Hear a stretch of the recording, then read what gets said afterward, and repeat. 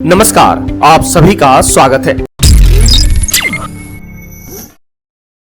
आज हम बात करते हैं भगवान श्री राम को गंगा पार करवाने वाले केवट से जुड़ा इन रहस्यों के बारे में। रामायण भारतीय मनीषा का अद्भुत ग्रंथ है।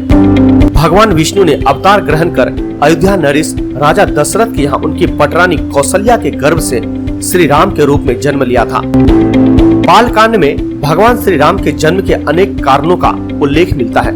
इनमें नारद के शाप से लेकर भगवान विष्णु के द्वारपालों की कथाएं हैं। रामायण में राम कथा जैसे जैसे आगे बढ़ती है, घटना विशेष के पीछे कोई न कोई अंतर कथा जुड़ी हुई है।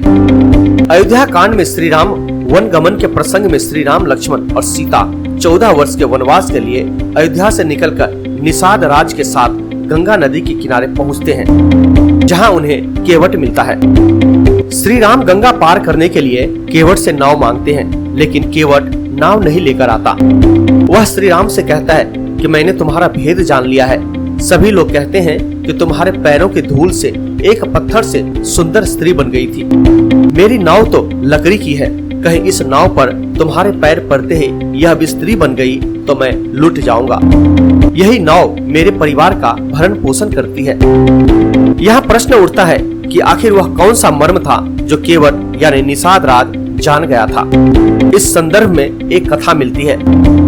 एक बार क्षीर सागर में भगवान विष्णु शेष शैया पर विश्राम कर रहे थे और लक्ष्मी जी उनके पैर दबा रही थी। विष्णु जी के एक पैर का अंगूठा सैया के बाहर आ गया और लहरें उससे खिलवाड़ करने लगी। क्षीर सागर के एक कछुए ने इस दृश्य को देखा और मन में यह विचार करा कि मैं यदि भगवान विष्णु के अंगूठे को अपनी जिह्वा से स्पर्श कर लूं तो मेरा मोक्ष हो जाएगा। यह सोचकर वह कछुआ भगवान विष्णु के चरणों की ओर बढ़ा। उसे भगवान विष्णु की ओर आते हुए शेषनाग जी ने देख लिया और उसे भगाने के लिए जोर से फुफकारा। फुफकार सुनकर कछुआ भागकर छुप गया। कुछ समय पश्चात जब शेष जी का ध्यान हट गया तो उसने पुनः प्रयास किया। इस बार लक्ष्मी देवी की दृष्टि उस पर पड़ गई और उन्होंने उसे भगा दिया। इस प्रकार उस कछुए ने अनेकों प्रयास किए, पर शेष जी और लक्ष्मी माता के कारण उसे कभी सफलता नहीं मिली। यहाँ तक कि सृष्टि की रचना हो गई और सतयुग बीत जाने के बाद त्रेता युग आ गया। इस बीच उस कछुए ने भी अनेक बार अनेक योनियों में जन्म लिया और प्रत्येक जन्म में भगवान की प्राप्ति का प्रयत्न करता रहा। अपने तपोबल से उसने दिव्य दृष्टि प्राप्त कर ली। कछुए को पता था कि त्रेता युग में वही क्षीर सागर में शयन करने वाले विष्णु राम का, वही शेष जी लक्ष्मण का और वही लक्ष्मी देवी सीता के रूप में अवतरित होंगे तथा वनवास के समय उन्हें गंगा पार उतरने की आवश्यकता पड़ेगी। इसलिए वह भी केवट बनकर वहां आ गया था।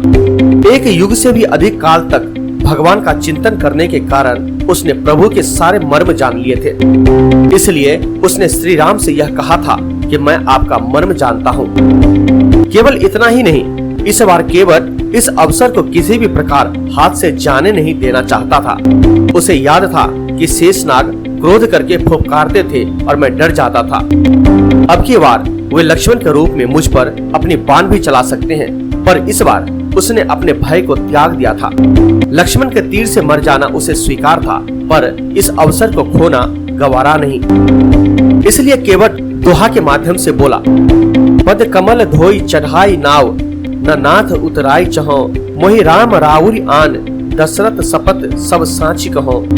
बरु तीर मारहु लखन पे, जब लगी न पाप पखारी हो, तब लगी न तुलसी दास, नाथ कृपाल पारू उतारी हो। हे नाथ, मैं चरण कमल धोकर आप लोगों को नाव पर चढ़ा लूंगा। मैं आपसे उतराई भी नहीं चाहता। हे राम, मुझे आपकी दुहाई और दशरथ जी की सौगंध है, मैं आपसे बिल्कुल सच कह रहा हूँ। भले ही लक्ष्मण जी मुझे तीर मार दें, पर जब तक मैं आपके पैरों को पखार नहीं लूंगा तब तक हे तुलसीदास के नाथ, हे कृपालु, मैं पार नहीं उतारूंगा। फिर जो हुआ वह वही समझने योग्य है।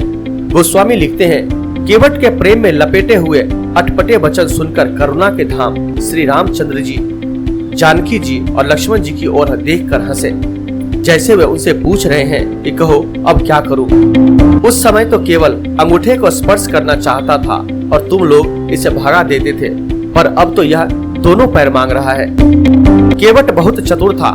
उसने अपने साथ ही साथ अपने परिवार और पितरों को भी मोक्ष प्रदान करवा दिया। जब नाव गंगा पार हो गई तब निषाद राज और लक्ष्मण जी, सीता जी और राम जी नाव से उतरकर रेत यानी बालू में खड़े हो गए। तब केवट ने उतरकर प्रभु को दंडवत प्रणाम किया।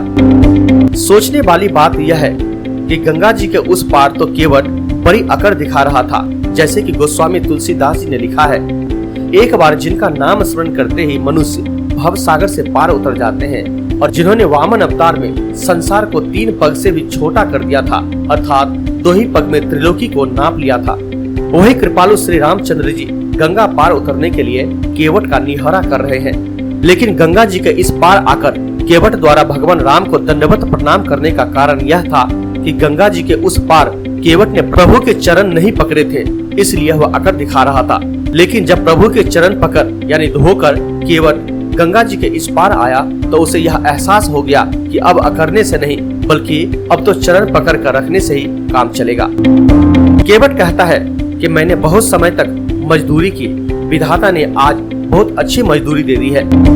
आपकी कृपा से अब मुझे कुछ नहीं चाहिए, फिर भी यदि आप मुझे कुछ देने की बात कहते ही हैं तो फिरती बार यानी वापसी में आप मुझे जो कुछ दे देंगे वह प्रसाद मैं सिर चढ़ा लूंगा।